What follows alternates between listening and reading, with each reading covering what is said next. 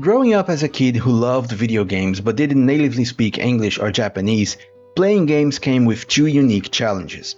The first was the gameplay itself, fighting enemies, solving puzzles, managing resources, and so on. But the other challenge appeared before the game even began, navigating menus filled with unfamiliar words. Then, throughout the game, those same strange-looking words made puzzles and exploration even more difficult. For English games, some words weren't entirely new. You might have come across them in school or on TV, but for Japanese games it was a whole different story. As a kid with plenty of free time and a lot of patience, you'd figure things out through trial and error. Sometimes you'd memorize the shapes of the first and last characters of important words, or you'd try your best to copy them down and compare them later. The main goal of those efforts was to avoid accidentally deleting your save file when you meant to overwrite it, or avoid quitting the game when you wanted to keep playing. As for the story, that was an even bigger challenge. As more and more games became officially localized and your grasp of English improved through the years, this challenge faded a bit. It was no longer something to worry about. But a few months ago, I played Wolfenstein: The New Order for the first time, and as I was recommending it to a friend, he asked an important question: is it translated? And actually, it wasn't. But a quick Google search revealed a fan-made translation for the PC version, and that's how he played the game. This got me thinking about today's topic, why fan translations matter, and beyond that, how language barriers can shape our interest in different genres, especially as we grow up. Playing games in a language you don't fully understand can turn even the tutorials into puzzles. Instead of relying on written or audio instructions, you have to use visual cues and context to figure things out. With enough time and a fair amount of trial and error, you'd start picking up key terms like save, continue, exit, and so on. You could also ask for help from an older sibling, cousin, or even a parent, but if you were sneaking around in GTA, Manhunt, or Resident Evil as a kid, which of course none of us ever did as we all strictly followed age ratings, that wasn't exactly a great option. When a game had an intuitive level design, language barriers became less of an issue. The experience felt more guided by the gameplay itself, but not every game was built like that. Some felt almost like impossible challenges, especially in the days before YouTube, video walkthroughs, or widespread internet access. Back then, gaming magazines were your best bet for help, and even then, not every game got a detailed walkthrough, leaving you to find things out for yourself. The story was another problem. You could grasp the general idea, who the hero was, who the villain was, and what were you supposed to do. But most of the finer details were often lost. Inside jokes, cultural references, clever wordplay, and the subtle twists of a great narrative would go over your head. That could be frustrating, but it also made progress feel incredibly rewarding. Yet, the experience always felt somewhat incomplete, like you were always missing out on the full story. One amusing outcome was the widely different interpretations that came up when discussing the same game with friends. Everyone had to fill in the gaps with their imagination, turning those conversations into a mix of wild speculation, creative storytelling, and a fair share of fake news about the plot, resulting in completely different versions of the same story depending on who you asked. Language barriers also played a significant role in shaping gaming preferences, often working against certain genres while favoring others. Text-heavy RPGs or strategy games with their endless menus and intricate options felt overwhelming. But platformers, sports games, and racing games with their straightforward and action-focused gameplay were much more inviting. These naturally influenced your gaming experiences and the elements you valued most. Gameplay mechanics, soundtracks, and aesthetics often took center stage, while the story became secondary or even irrelevant. Games like F-Zero, Super Mario Bros., God of War, Need for Speed, and Winning Eleven were far more appealing than the text-driven games like Final Fantasy IV, Xenogears, or Persona 3. You also connected more with characters who expressed themselves through action rather than dialogue, and characters like Kratos or Dante left a stronger impression because their emotions were conveyed through gameplay rather than text boxes. As time went on and localization including high-quality voice acting has become somewhat the norm, it's interesting to see how certain local gaming preferences have shifted. Games like The Last of Us, Life is Strange, Red Dead Redemption 2, and the Norse mythology God of War are praised for their narratives, something that might not have been the case 20 years ago if they had only been available in English or Japanese. Back in the day, expecting a game to have proper localization, let alone full voiceovers, was a rare luxury. Up until the 7th generation, officially translated games were few and far between. A few examples from the 90s are Phantasy Star on the Master System, Phantasy Star 2 on the Mega Drive, and Where in the World is Carmen Sandiego on PC.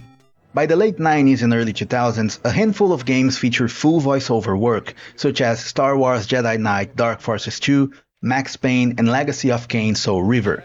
But these were exceptions. Even by the early 2000s, major games from companies like Nintendo and Sony still lacked proper translations. But things were about to change, not by the hands of the companies, but by the efforts of fan communities. During the PS1 and PS2 eras, widespread piracy and the growing popularity of the internet paved the way for fan-made translations. On the PC side, we could find examples of Fallout 2, Football Manager, and a growing list of other games that were translated by fans. On consoles, curiously enough, the community surrounding Winning Eleven stood out. And I know that a football game is far from being a story-driven experience, but as the community was modding those games to add different clubs, correct kits, and accurate player names, translations were included as well. For many players, whether they realize it or not, this marked their first exposure to fan-made translations. And fan translations had their own challenges, especially with languages that use special characters. Adding these without breaking the games required not only technical skill but some creativity as well.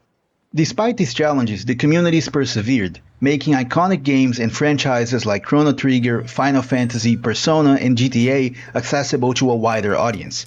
For many players, these unofficial translations offered the first chance to fully experience the story and depth of these games, going beyond just their gameplay and aesthetics. As the 7th generation progressed, official localization improved significantly. Games like Halo 3 and Gears of War included not only subtitles but also high-quality voice acting. And that paved the way for other companies like Ubisoft, Activision, and Sony to follow suit, setting a new standard for official translations. Sadly, that still isn't the case for Nintendo, as most of its games continue to lack proper translations or voice acting, but hey, let's all hope Nintendo eventually makes enough money to afford hiring translators and voice actors in the future.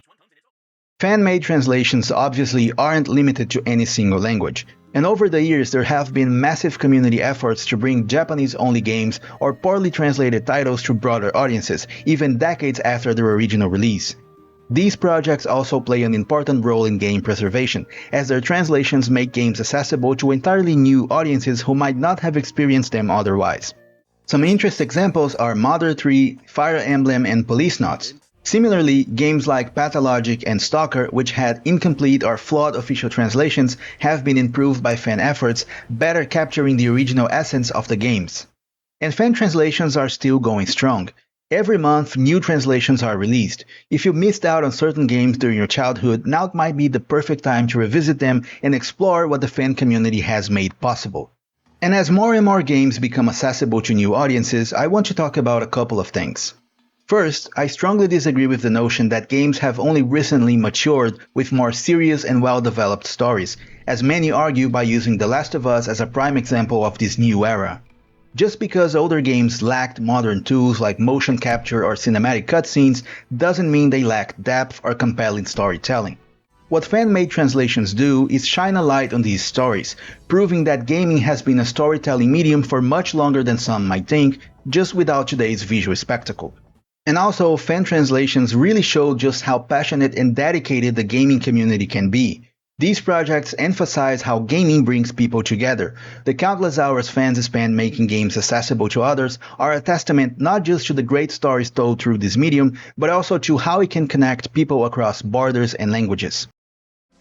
As a kid who wasn't a native speaker, my limited understanding of English and Japanese definitely shaped the games I was drawn to. I often couldn't fully get the story, and even if I played something like Ratchet & Clank, my experience would have been a bit different from that of a kid who could easily follow the text and catch all the cultural references.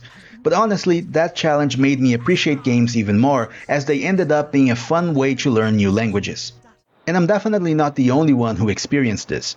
Countless gamers in non-English or Japanese-speaking countries had a similar experience. For many of us, gaming wasn't just about fun, it was also our way into another culture. And we had to figure it out even without knowing the language. That also impacted how we approached games and saw gaming culture.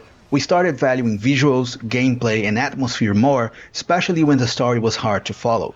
It also gave us an extra dose of motivation to connect with these games, no matter what stood in our way, though there was always the frustration of missing out on the full story. That's why I really value proper localization in games, especially the amazing work done by fan communities. They've preserved and translated countless games that were never officially localized into new languages.